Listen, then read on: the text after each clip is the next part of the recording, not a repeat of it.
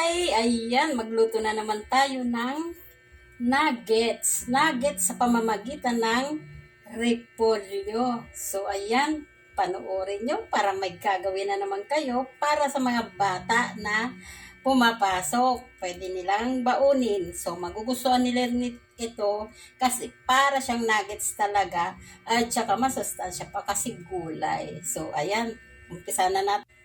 Ayan, gigilingin natin itong repolyo. Hiniwa-hiwa ko ng maliit. Pipinuhin natin siya.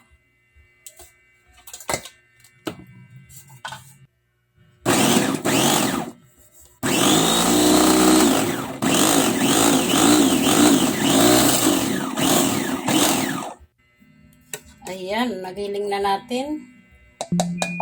Dadagdagan pa natin. So, ayan, timplahan na natin.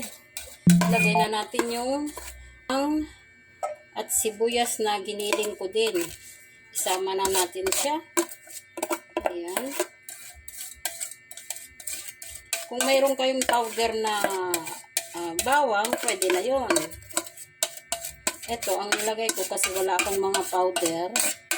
Ayan, nagiling ako ng bawang at sibuyas. At lalagyan natin ng harina. Ayan. Kailangan makaform tayo ng hugis ng nuggets. Pero titimplahan muna natin yan. Paminta. Ay! Naparami.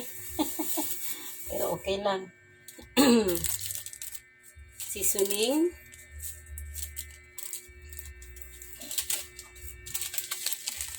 Another seasoning.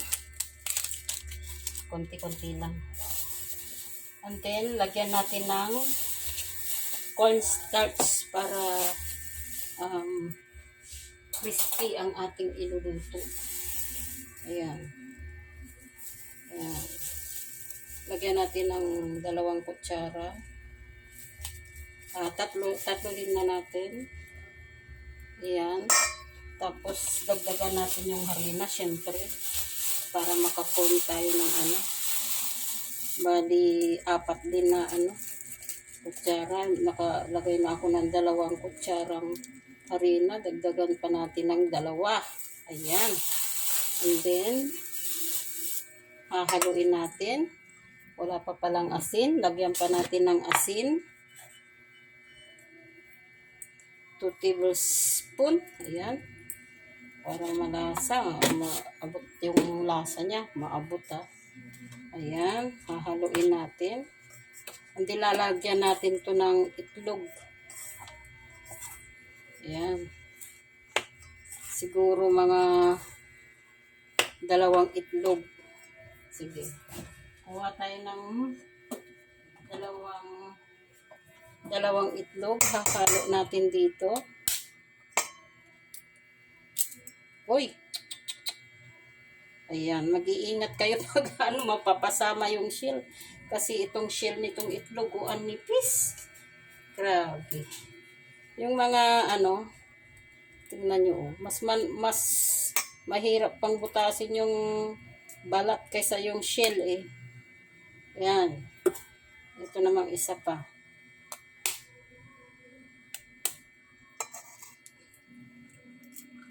Ayan. Hindi, hahaluin na natin yan. Ipo-form natin na parang nuggets. Pero teka lang, wait lang ha. Hahaluan natin yan. Muntik kong makalimutan. Lalagyan pala natin yan ng tuna. Ayan. Para syempre masarap. Pwede ding giniling ilagay natin, pero mas gusto ko tong tuna. Tsaka mas gusto ng mga bata. Ayan. Ayan, hahaluin na natin at mag-form na tayo ng nuggets. Maganda nga sana isawsaw natin sa breading mix. So, bibili pa ako ng breading mix. Wala na akong breading mix So, ayan Ganun lang ang gagawin natin. May paminta. Timplahin nyo ng ganun ang mga ingredients niya. And then, magpo-form na tayo ng parang nuggets at isasawsaw natin sa ang tawag dito, breading mix. Ay, hindi pala, yung breadcrumbs. Ayun, sasawsaw natin yan sa breadcrumbs. Okay? Mamaya ulit, iluluto. Ito na yung aking nuggets. Ayan, nagpo-form na ako ng nuggets. Ayan, nilagay ko na dito para mas madali. Ayan. Tapos, sausaw ko lang sa itlog. Pero pwede nang hindi nyo isawsaw sa itlog. Ako'y, itinry ko lang din na isawsaw sa itlog. Pwede na yung idiretso dyan sa, breadcrumbs.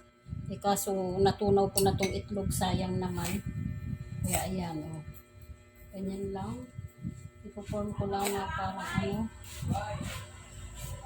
nuggets. So, paulit-ulit lang ng ganyan. Tapos, patitigasin muna natin sa ref. Ayan, para pag kinuha natin, hindi siya nayuyupi-yupi. Ayan. Ayan, ang ating vegetable nuggets. Tuna cabbage nuggets. Ayan, diba?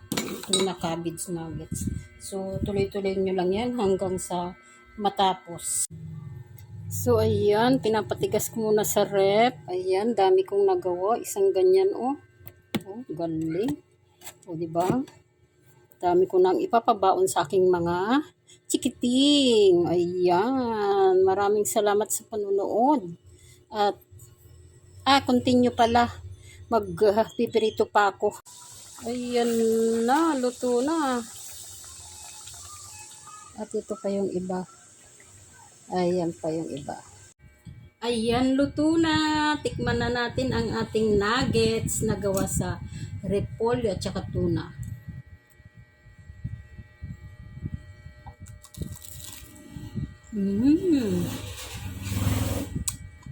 Crispy siya. Sarap.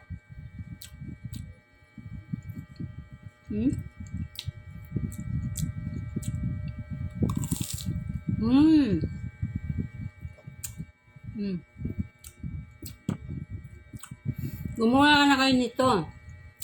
Pwede nyo ipabaon sa mga bata. Sarili nyo pang gawa. Ayan ang nuggets ko. May kasama to repolyo at saka tuna. Ayan. Crispy siyang. Ang sarap. Dami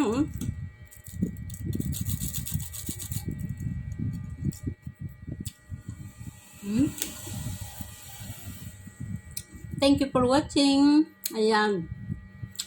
Abangan nyo ulit ang susunod kong mga iluluto. At ibabahagi ko ulit sa inyo ang mga susunod kong iluluto.